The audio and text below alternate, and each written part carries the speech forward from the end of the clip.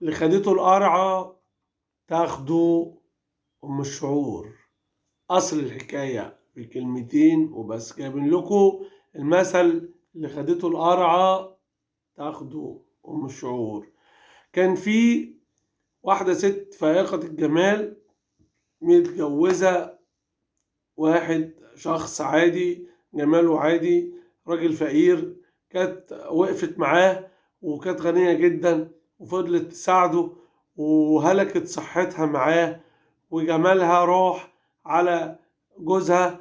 جوزها لما الدنيا لعبت معاه وزهزهت معاه وهي صحتها بقت وهنة وكبرت وشكلها كبر وكرمشت وجمالها هدي، الراجل بعد ده كله وربنا اداله من وسع، الدنيا اتشقلبت معاه ومراته بقى طبعا الدنيا اتغيرت، فبدأ يقول ان انا هتجوز عليها وهتجوز واحدة تانية. فهي لما عرفت ان هو عمل كده قالت انه هو ما اهتمش بيها وما كانش معاها كويس وهي حرقت صحتها عليه.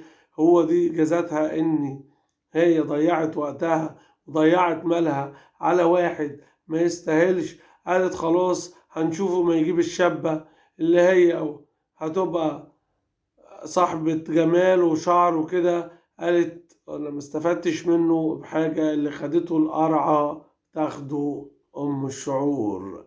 وده دليل ان اللي يضحي ياخد باله وهو بيضحي، اذا كان راجل او ست. وكل سنة وانتوا طيبين.